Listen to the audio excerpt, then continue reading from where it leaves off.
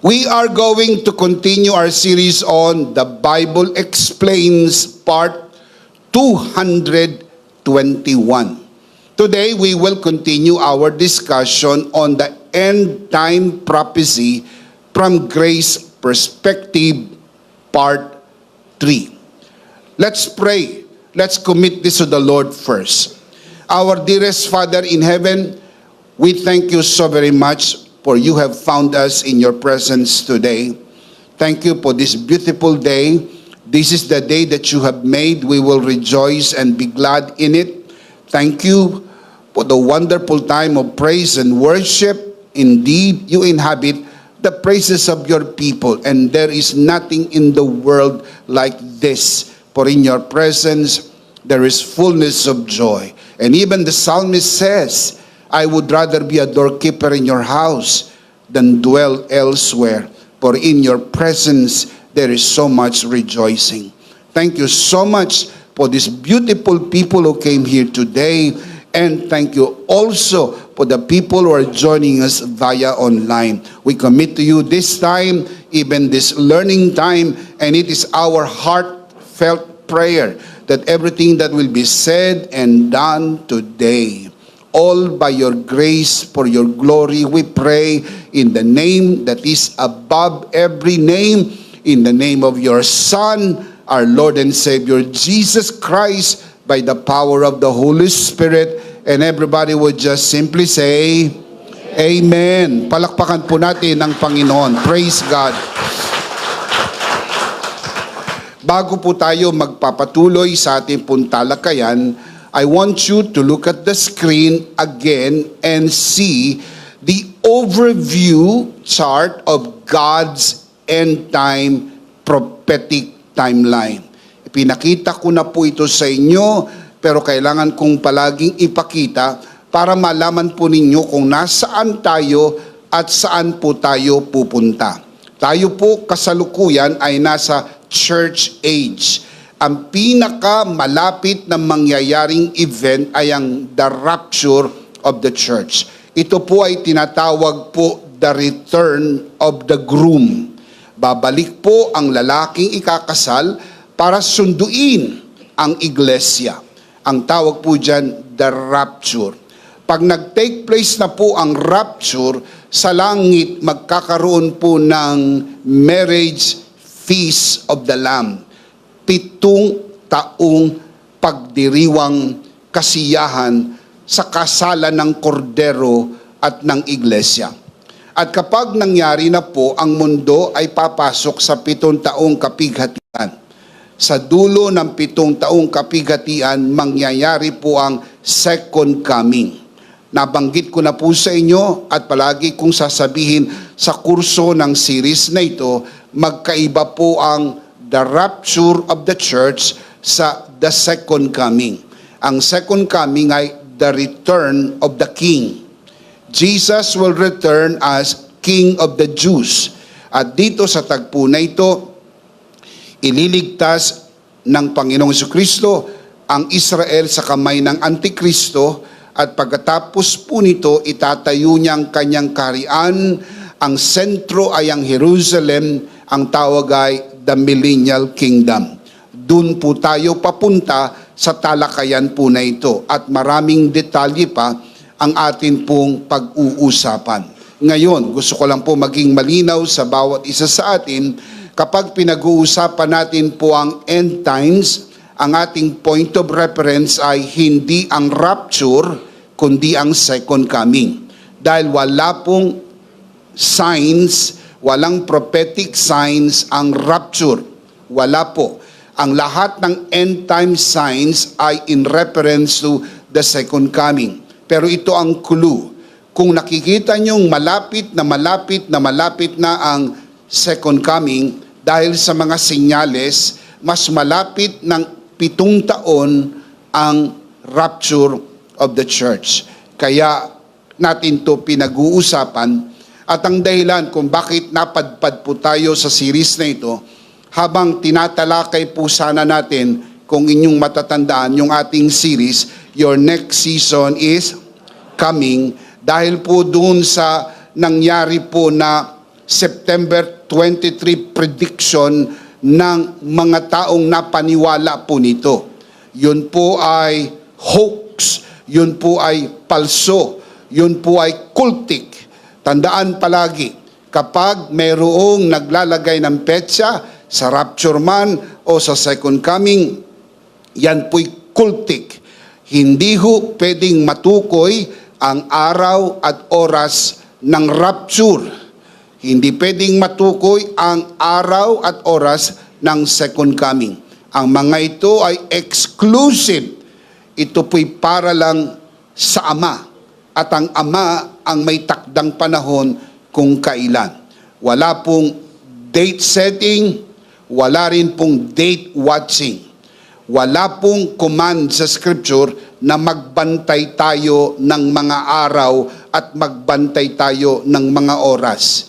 Ang binabantayan po natin ay yung mga palatandaan at hindi ang petsa. Walang nakakaalam ng eksaktong petsa. Inulit ko po at sana mamakat ito sa ating kaisipan. Dahil hindi na ito bago. Nangyari na ito dati hanggang ngayon nangyayari pa rin. Meron pa rin mga nalilinlang at napapaniwala na mga bulaang tagapagturo, mga bulaang propeta, naglalagay ng petsa. Kapag naglagay ng petsa, red flag, cultic.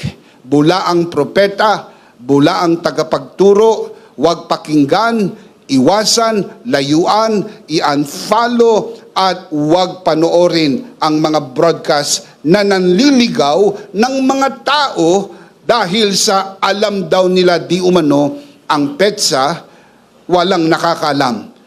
Ang Diyos lang ang nakakaalam kung kailan. Pero kung kailanman walang pangamba, tayo laging nakahanda sumalubong sa Panginoon at mapa sa Panginoon magpakailan-kailan pa man. Shout amen. Kaya ako po'y humingi ng pangunawa na pansamantala tayong tumigil sa napakaganda nating series on Your Next Season is Coming para bigyang daan ito. Dahil po ito talaga sa iskandalo ng September 23. Ako'y naniniwala, walang pinakamagandang panahong talakayin ito kundi sa gitna ng iskandalo. Dahil sa susunod na taon, titira na naman yan. Dahil sa tuwing meron po silang nakikitang may mga pista na nagaganap sa Israel, laging ikinukonekta nila yung rapture sa pista ng mga trompeta. Taon-taon po yun. Kaya taon-taon silang walang pagod na manghuhula ng petsa ng rapture. Kaya pinauna ko na sa inyo, hindi kasama ang rapture sa pista ng mga Hudyo. Ang rapture ay hindi para sa mga Hudyo. Ang rapture ay para sa iglesia at ito'y hiwaga. Marami tayong tatalakaying mga detalye tungkol po dito. I am just laying the foundation on the end time signs para alam natin malapit na nga po. What are the signs of the end times? Last week, sa pamagitan ng ating broadcast, ay tinalakay na po natin ang first end time sign. Number 1, spiritual deceit is getting worse. I am not going to discuss this again because we already did through the broadcast. We need to build on this. Number 2, Middle Eastern wars are escalating. Again, Middle Eastern wars are escalating. Not all wars are connected with end times. Only Middle Eastern wars. Hindi lahat ng gera ay may kaugnayan sa end times. Lalo na yung gera sa bahay ninyo. Walang kaugnayan po yan. Kahit araw-araw may gera sa bahay ninyo, hindi po yan palatandaan ng end times. Yun lamang pong gera na nagaganap sa Middle East. Hindi po sa buong mundo.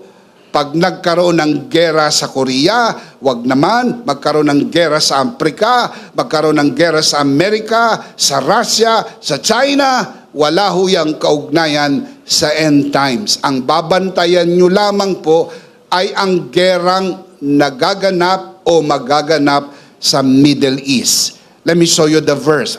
Matthew chapter 24, verse 6 to 7, letter A. Jesus said, "You will hear wars and rumors of wars, but see to it that you are not alarmed. Such things must happen." Jesus did not say such things may happen. Must, M-U-S-T. It must happen. Mangyayari talaga ang mga digmaan. Kaya dapat ang atin pong kaisipan, wag nang magulat pag may gera sa Middle East. Dahil dyan po magaganap ang pinakamalaking gera sa kasaysayan ng sangkatauhan. Dyan po sa Middle East. Again, look at the verse. You will hear wars and rumors of wars, but see to it that you are not alarmed. Such things must happen, but the end is still to come.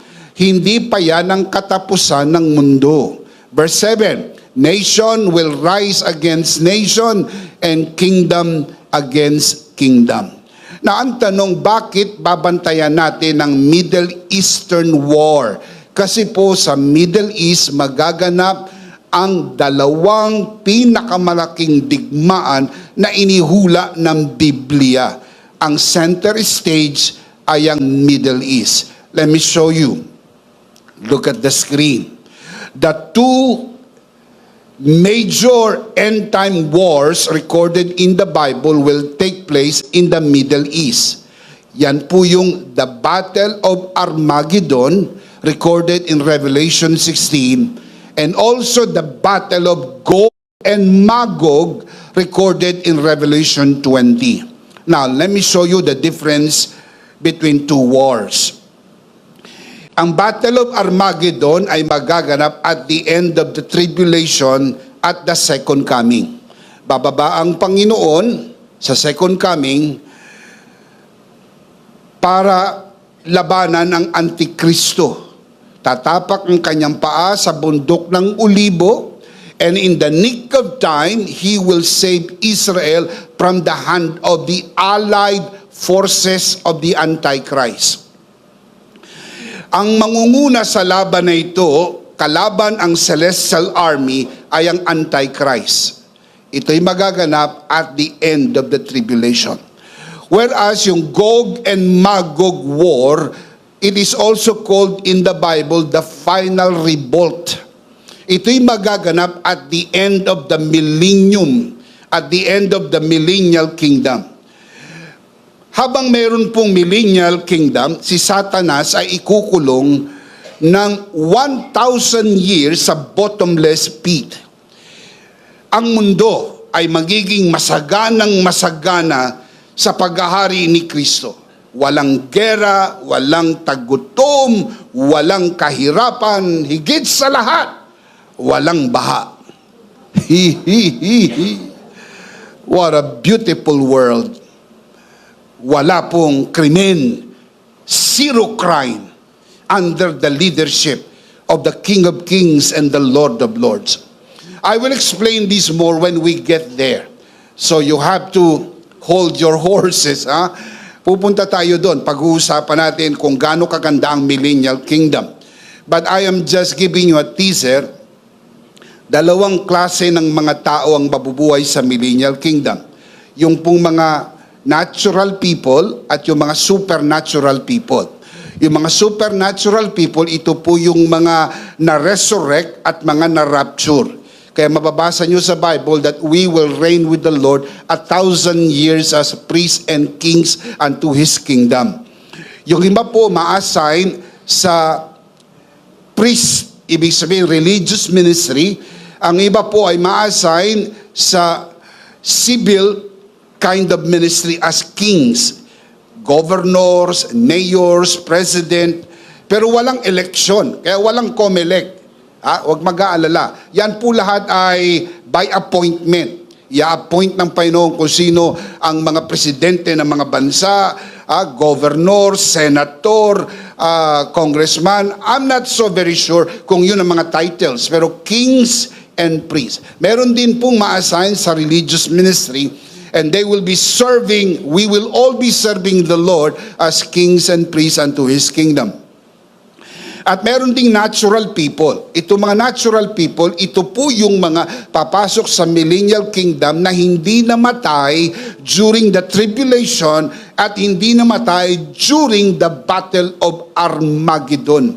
Sila po yung nakasurvive, they will enter into the millennial kingdom. And they will be ruled and governed by the supernatural people through the overall leadership of the King of Kings and the Lord of Lords, the Lord Jesus. Pagkatapos po ng 1,000 taon, pawawalan si Satanas upang bigyan ng pagkakataon ang mga taong mamili.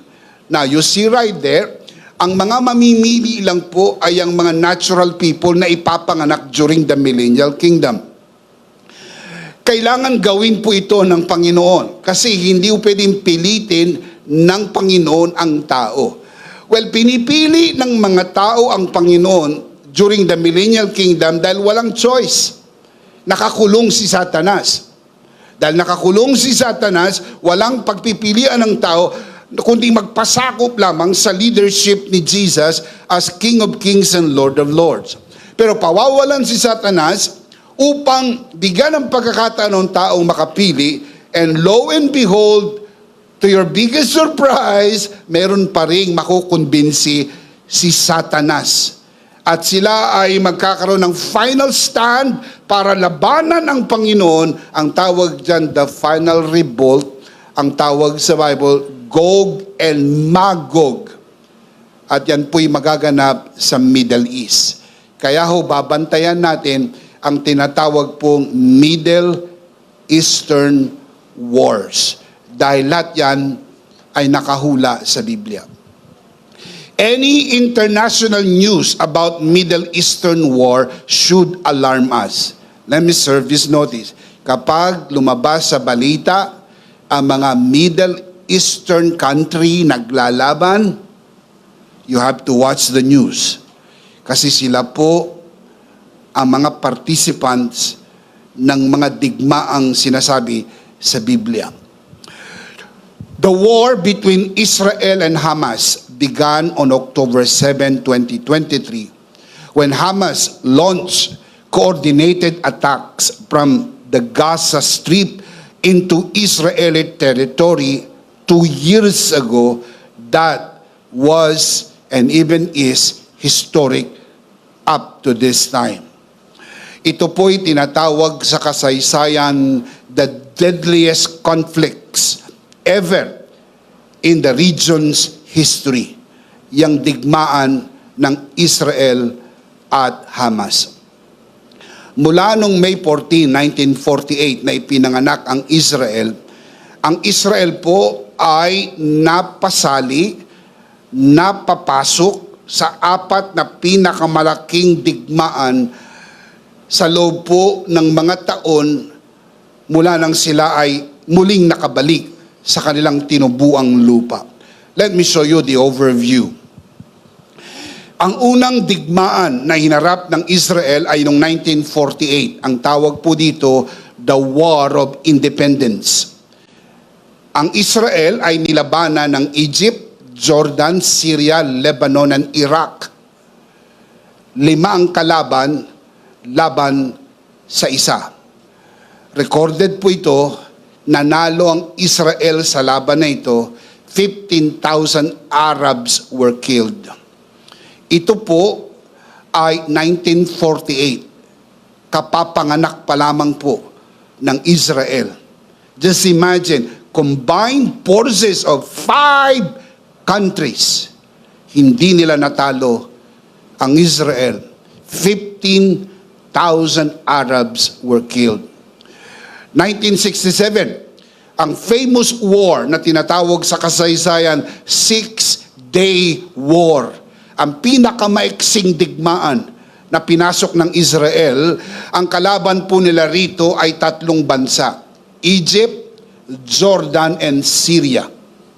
25 Arabs were killed, and Israel again won the war.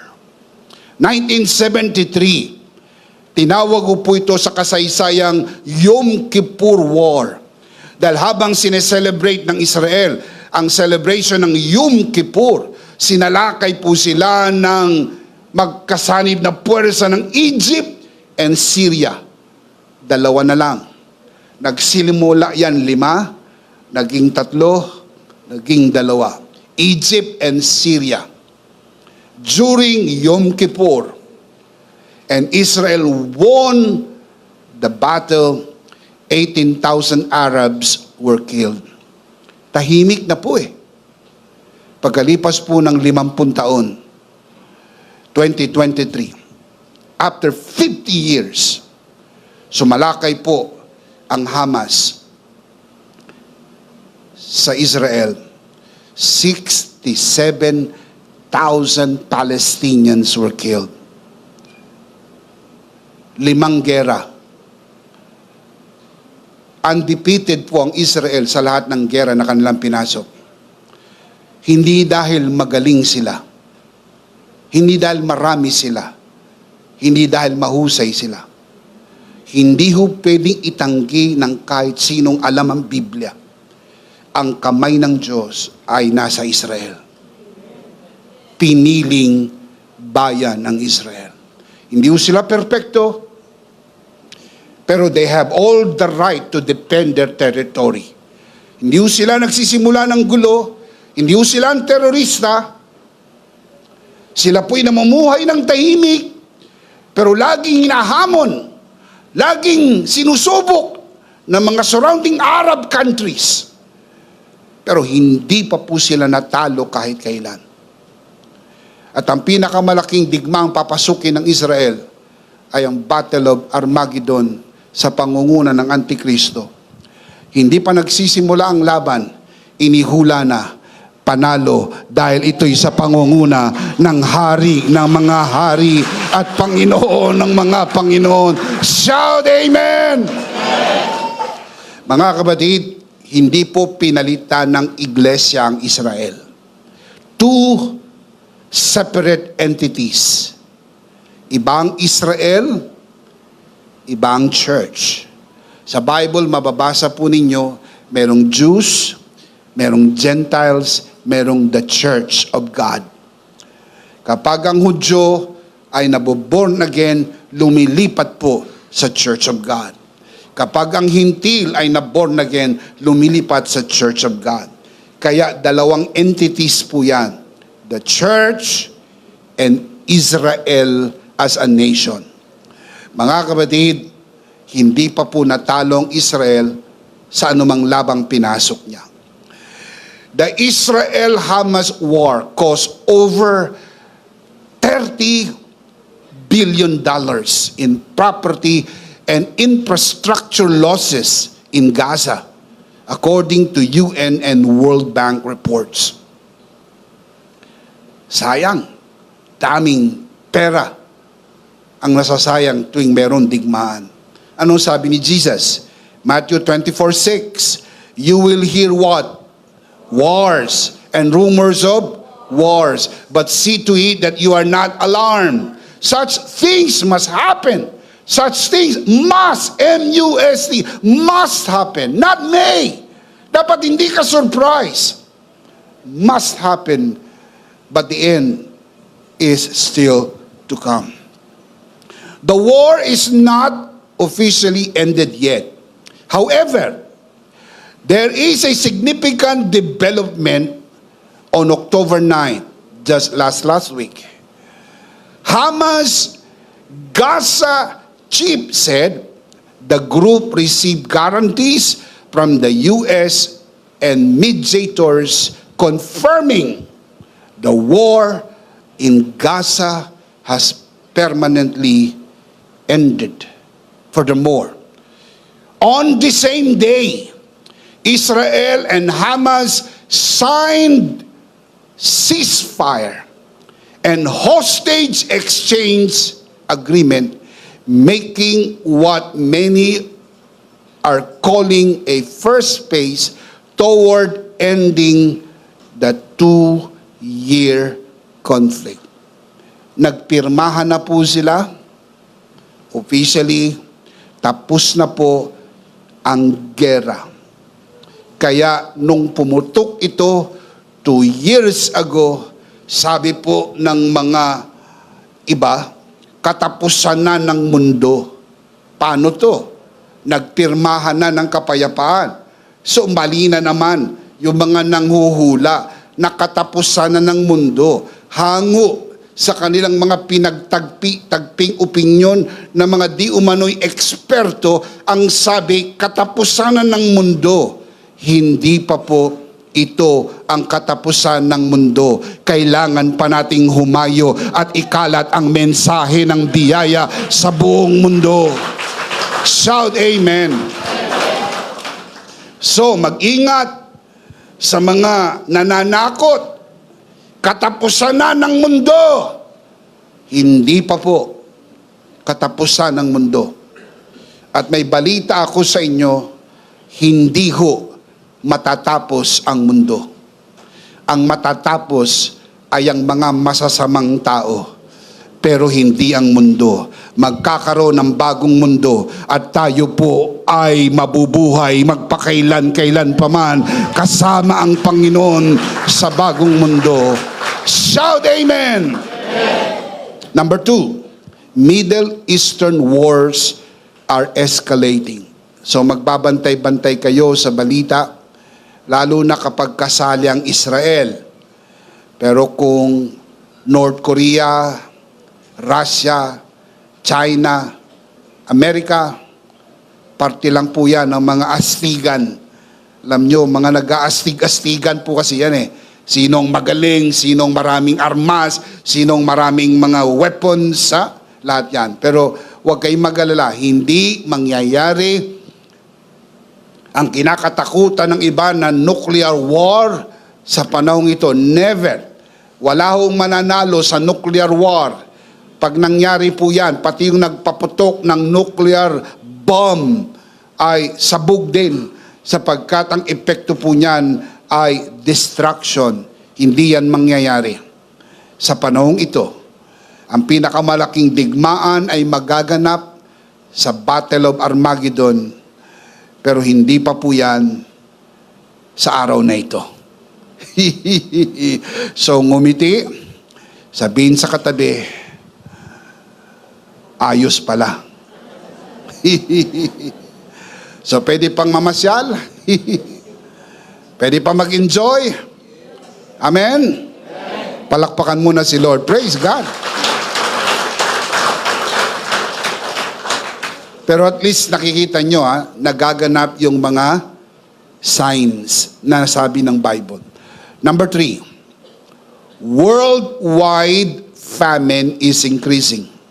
Sinabi yan ni Jesus, sa end times, there will be worldwide famine. Matthew 24:7, letter B. There will be famines. Plural, famines. Not only in numbers, but also in severity. Numbers and severity of famine. According to Sudanese American Physicians Association, known as SAPA, they gave us this report. Each year, about 9 million people die from hunger and famine-related causes. Roughly, some 24,600 people die per day. 1,025 people die per hour. And about 17 people die every minute worldwide because of famine. Hindi nyo po alam yon dahil masyadong sagana ang inyong hapag. Nakakahiya pong sabihin pero huwag kayong magagalit kung minsan mas marami pa kayong tinatapong pagkain kaysa sa inyong kinakain. Samantalang napakaraming tao sa buong mundo ang namamatay ng gutom. Kaya nakakahiya kapag nagsasayang ng pagkain. Kainin mo yung kaya mo. Hindi masamang malakas kumain. Inulit ko. Hindi nyo narinig. Don't feel condemned. It's okay. Ang masama ay yung nagsasayang ka ng pagkain. Alam nyo kung bakit ang karamihan ng mga nanay, hindi man lahat, ay lumobo? At kumisan, isama nyo na pati ang tatay. Dahil inuubos nila yung hindi maubos ng kanilang anak. Dahil sa isip nila, sayang to. Manong turuan natin ang ating mga anak, kunin lang yung kaya. Kukuha ng napakaraming kanin, sasabawan, lalagyan ng sauce. Sauce, grabe. Hindi naman mahuhubos. Sayang. Mga kapatid, huwag magsayang ng pagkain kasi marami ang nagugutom. Pero kung malakas ka kumain, ayos lang. Alam nyo po, ang mga sasakyan na matulin, malakas sa gasolina. Alam nyo po ba, kapag malaki ang makina, malakas yan sa gasolina. Pero masiyahan ka naman sa tulin. Pero kung ang sasakyan mo ay mini ka, na minani ko ni mini ko, mahina lang sa gasolina. Bakit? Kanina ka pa tumatakbo, nandito ka pa eh. Mabagal talaga. Hindi niya kailangan ng malaking gasolina, pero kung ang kaha mo malaki, laki ng kaha mo, ay siyempre malakas yan. Kaya titignan nyo yung mga malaki ang kaha, talagang medyo malakas yan, pero huwag makondem, it's okay. It's okay. Sapagkat yan po ay kailangan ng energy niya. Malakas ang energy. Ang kumisa lang ang nakakapangamba, yung malakas kumain, ang bagal gumalaw. Oh. Yun lang. Pero pag malakas ka kumain, tapos mabilis kang sulit naman. Sulit. Sapagkat hindi masama ang malakas kumain. Alam nyo po, ang hindi maganda, yung nasasayang ang pagkain. Listen to this. Despite all the world's advancements, famine remains a painful reality. Just as Jesus said, it would increase when? In the last days. This famine will lead to the tribulation. Paalam ko lang patungo yan sa tribulation. I'll show you the verse. Revelation 6:6. I heard a voice from among the four living beings say, a loaf of wheat bread or 3 loaves of barley will cost a day's pay. Isang malaking tinapay o 3 maliliit na tinapay, ang presyo isang araw na sweldo. Doon papunta. Pamahal na ng pamahal ang tinapay. Pamahal ng pamahal. Hanggang sa tribulation, ang presyo ng tinapay, isang malaki, o 3 maliliit, isang araw na sweldo. Worldwide famine is increasing. Human progress cannot solve this problem, referring to the problem of famine. For the root is not merely physical but spiritual. Yet grace assures us that when Christ returns, He will bring the final and perfect solution. Can you say amen? A kingdom where there will be no more hunger, for He Himself is the bread of life who fully satisfies forever. Palakpakan natin ang Panginoon. Praise God.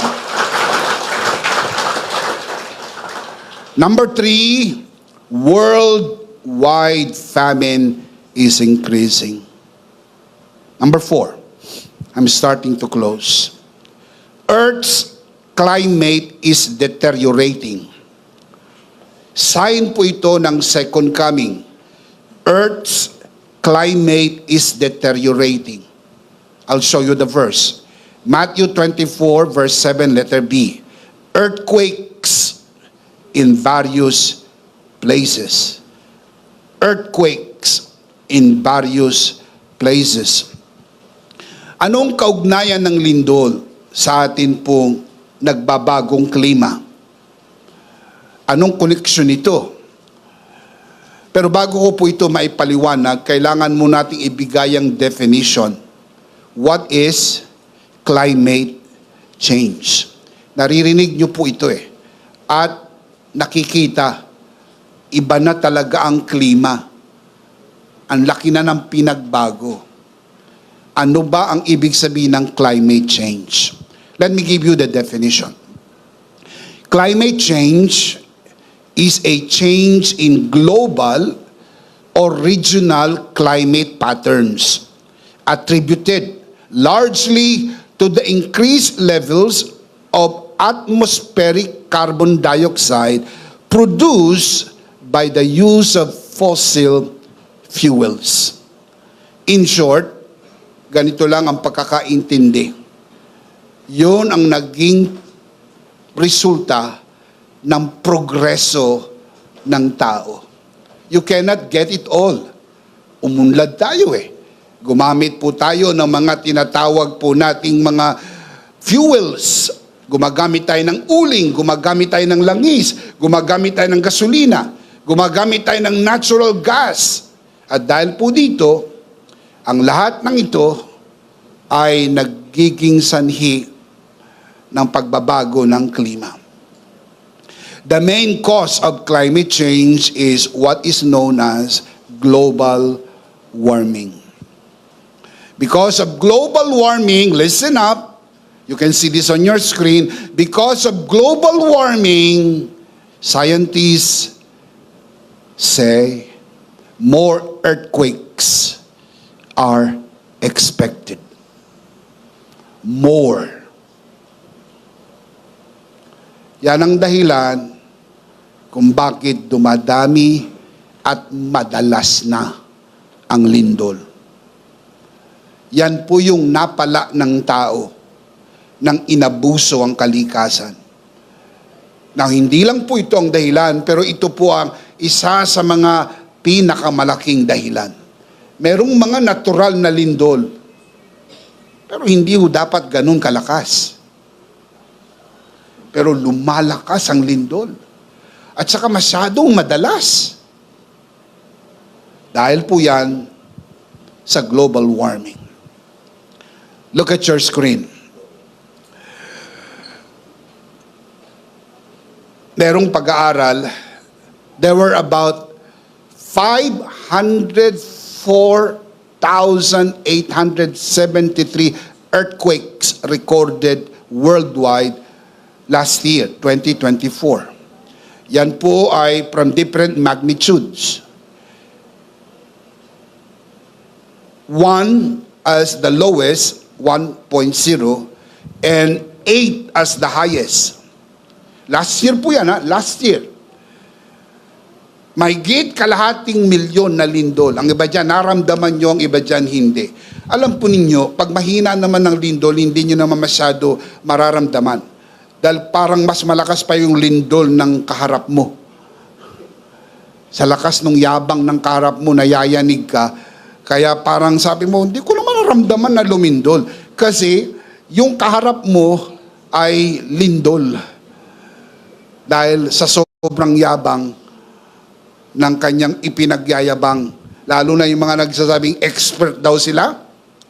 Pagka nasabing expert sila, nako, lakas ng lindol. Yun po'y lindol sa utak ng tao pong tinakasan ng matinong kaisipan. Sabi nila, expert sila. Mabati, delikado yun Mas magandang pakinggan yung ibang tao magsabing expert ka. Naunawaan niyo po ibig sabihin. Pag sinabi ng ibang taong expert ka, ay hindi ho yun lindol. Yun po'y obserbasyon. Pero pag sinabi mo, expert ako, ang sagot ko, di wow. Mahirap yan, aangkinin mong expert ka. Kaya po, ang lindol ay naganap last year, 2024, may git kalahating milyon na lindol ang naganap. Ngayong 2025, hindi pa naman tapos. Nasa last quarter pa tayo ng 2025, meron na pong naitalang 280,936 earthquakes. Again, ito po ay hindi inimbentong mga numero. Ito po ay mula sa pag-aaral ng mga sayantipiko at 1.0 ang pinakamahina at 2025 ang pinakamalakas 8.8. Uy, lumalakas na. Last year 8 lang ang pinakamalakas. This year 8.8 ang nai-record na pinakamalakas. Kasama na po dyan sa taon na ito ang recent earthquake na naganap dito sa ating bansa sa Cebu noong September 30, magnitude of 6.9. Alam po nyo, laman niya ng balita at nalulungkot tayo sa mga pangyayaring ito. Pero hindi pa masyadong matagal. October 10, nagkaroon na naman po ng lindol. Diyan naman po sa Davao Oriental na mas mataas, magnitude of 7.4. Alam niyo po kung ano ang kinakatakutan ng marami ay ang tinatawag na the big one. Sabi nila, ito'y malapit na malapit na. Well, I am not so very sure kung kailan. Pero one thing I know, it will happen. Kasi meron ding verse sa Bible, sa Book of Revelation. We will discuss this even more when we get there. During the tribulation, lumindol ng malakas. At ang pinakamalaking syudad ay nahati sa 4. So I am not so sure when will this happen. Pero I have an inkling. This will not happen in our life. This will happen during the tribulation. This is just me. I believe the scripture. Mangyayari yan during the tribulation. And the good news is this, bago magkaroon ng tribulation, ira-rapture muna tayo ng Panginoon at mapapasa Panginoon magpakailan-kailan pa mo.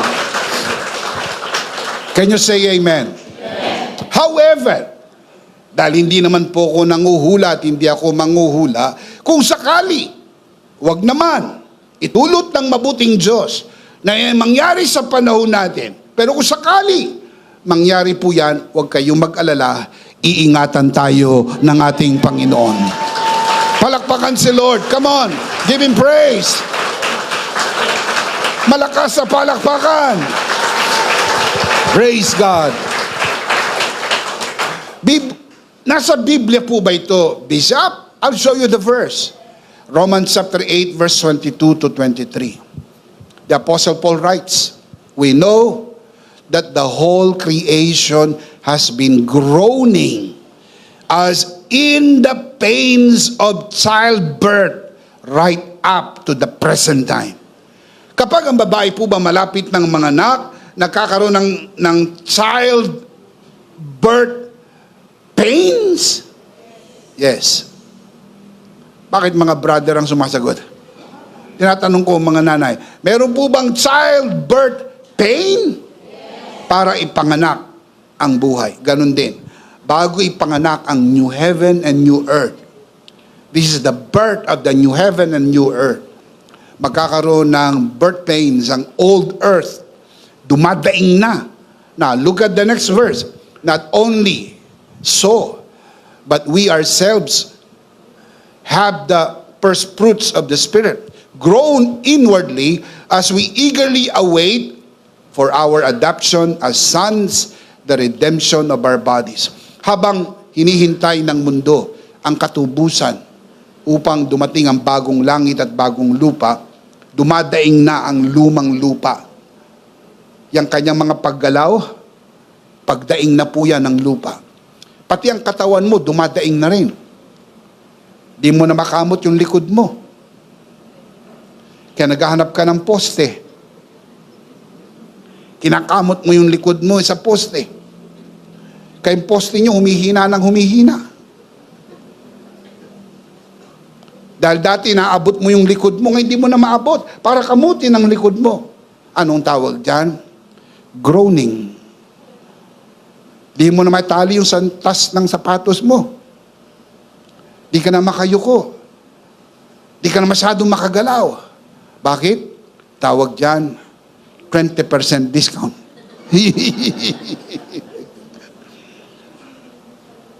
Nagbabago ang katawan.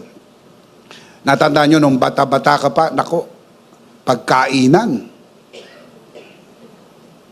Talagang lakas kumain. Pero pag nagkakaedad ka na, hindi lang po discounted ang bayad, pati kain, discounted.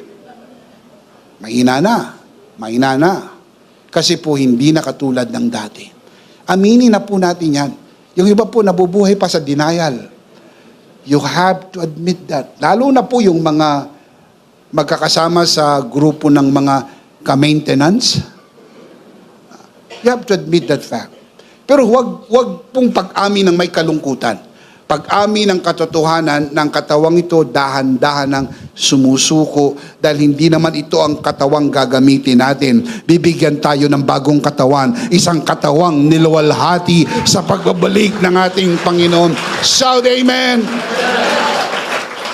Shout Amen!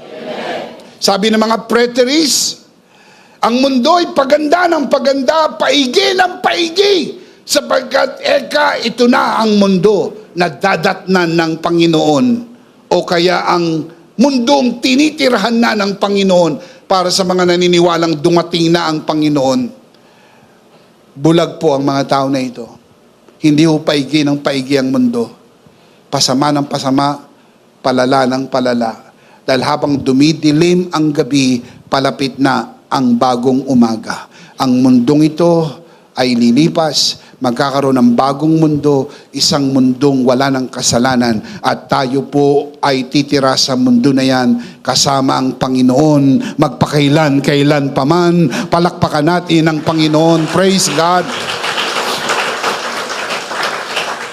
The reality of global warming, climate change, the whole creation is now groaning for its redemption, looking forward to the coming of the new heaven and new earth. Look at the verse, 2 Peter chapter 3, verse 13. But in keeping with his promise, referring to the promise of his second coming according to verse 3, we are looking forward to a new heaven and a new earth, the home of righteousness. Meron pong new heaven and new earth. We are not going to live here forever. Masisira at masisira ang mundo na ito. Pero magkakaroon ng bagong langit at bagong lupa. Can you say amen? Revelation 21 verse 1. John saw this in a vision. I saw a new heaven and a new earth. The first heaven and the first earth had passed away, and there was no longer any sea. Magkakaroon ng bagong langit at bagong lupa. Let's see them again. What are the signs of the end times? Basahin natin malakas, sabay-sabay. Ready? Sit up straight. Number 1, spiritual deceit is getting worse. Number 2, Middle Eastern wars are escalating. Number 3, worldwide famine is increasing. Number 4, Earth's climate is deteriorating. Now look up here, look at my eyes. Are we seeing this today? Yes. And it will continue to get worse and worse and worse and worse. Parang gabi, padilim ng padilim ng padilim ng padilim. Hanggang parating ang bagong umaga. Malapit nang bumalik ang Panginoon. Can you say amen? Now, let me close by giving you the life application. Number 1, be watchful of the news happening around the world, but do not be afraid. Manood ng balita, magbantay ng balita, lalo ng mga international news, lalo na po pagkasali ang Israel. Hey, uulitin ko po, mahalaga ang Israel. Sentro po yan ng orasan ng Diyos. Kaya pagkasali ang Israel sa headline, panoorin mo, basahin mo. Even in times of uncertainty, let grace steady your heart. Be aware, not anxious, because while the world may shake, those who stand in Christ remain secure. Can you say amen? His perfect love drives out fear. His grace assures our protection and peace. Say amen. Number 1, be watchful of the news happening around the world, but do not be afraid. Number 2, remember, the world may go hungry, but God's children will eat in abundance. I want to say this again. Do you believe this? The world may go hungry, but God's children will eat in abundance.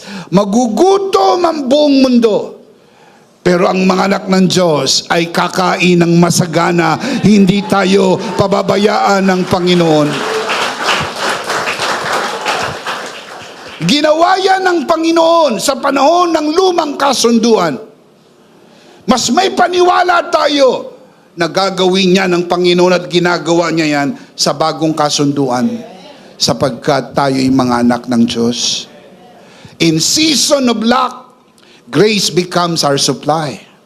The world may struggle, but those who belong to God live from His abundance. Because our provision flows not from the economy of man, but from the unending riches of His grace in Christ. Ang atin pong kasaganaan ay hindi galing sa ekonomiya ng mundo. Ang ating pong pagpapala ay regalo ng tinapos na gawa ni Kristo sa atin. Shout amen. Psalms 37:25. The psalmist said, I was young and now I'm old, yet I have never seen the righteous forsaken or their children begging bread.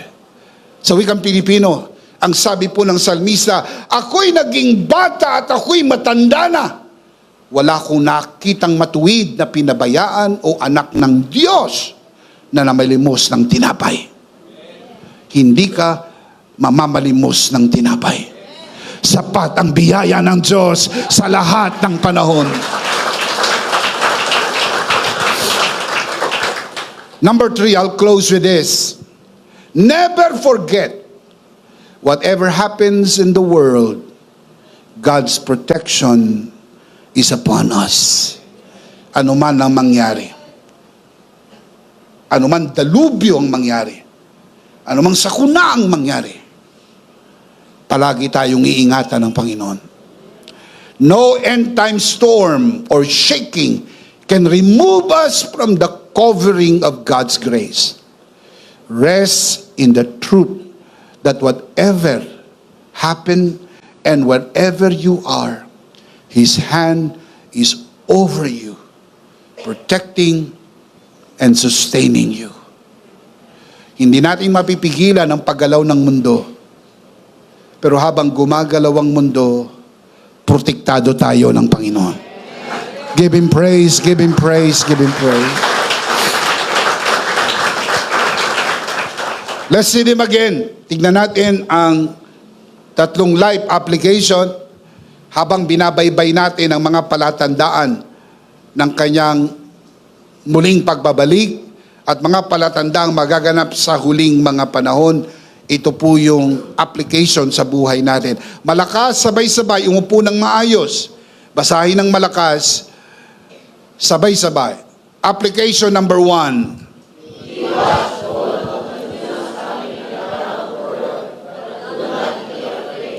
Number 2.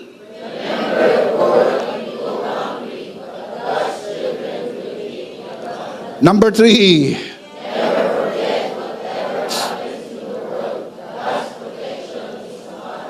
Do you believe that? Of course we do. The big idea is, in Christ, I am always ready for His return. One more time. Itaas sa kamay ng palaging handa sa pagbabalik ng Panginoon. Palakpakan, may kasamang hiyawan. Come on! Palakpakan, palakpakan! Praise God. Of course, we do not want to end this broadcast without giving you the opportunity to receive Jesus today, be saved, and be ready for His great return. Ayaw naman naming tapusin ang broadcast na ito na hindi kayo mabigyan ng pagkakataong tanggapin ang Panginoong Hesus, tanggapin ang masaganang biyaya, maligtas at maging handa sa Kanyang muling pagbabalik. Taas natin ang ating dalawang kamay. Lahat ng narito sa loob ng bulwagan na ito, taas ang dalawang kamay, ipikit ang mata, sumunod sa panalangin ng pagtanggap. Samahan natin ang ating mga bisita. Kung gagawin mo to sa unang pagkakataon, ariin mo ang bawat katagang bibigkasin. At kung nagawa mo na ito minsan sa buhay mo, hinihiling kong gawin mo ito alang-alang sa mga bisitang narito at lalo na sa mga nanonood sa broadcast. Manalangin po tayo. Panginoong Hesus, ako po'y makasalanan. Hindi ko po kayang iligtas ang aking sarili. Ako'y mapapahamak nang hiwalay sa iyo. Narinig ko po ang mabuting balita. Ako po'y naniniwala, tinatanggap kita sa aking puso bilang aking Panginoon at aking tagapagligtas. Salamat po, pinatawad mo na ang aking mga kasalanan. Isinulat mo na ang aking pangalan sa aklat ng buhay. Sa pangalan ni Jesus, Amen.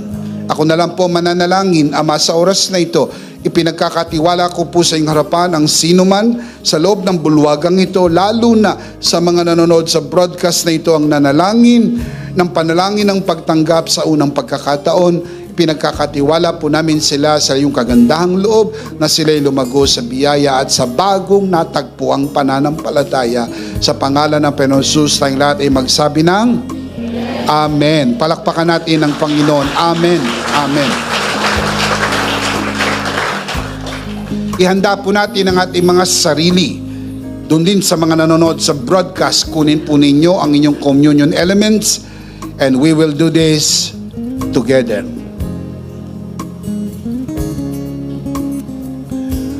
All right, let's do this together, mga kabiyaya. Hawak-hawak po natin ang pinakamakapangyarihang simbolo ng tinapos na gawa ni Kristo sa krus ng Kalbaryo. Ito ang aral na tinanggap ko sa Panginoon at yan naman ay binibigay ko sa inyo. Nang gabing siya'y pagkanuloy dumampot siya ng tinapay, kanyang pinagpiraperso at kanyang sinabi, ito ang aking katawan na pinagpiraperso dahil sa inyo. Gawin niyo to bilang pag-alaala sa akin. Sabay-sabay po natin gawin.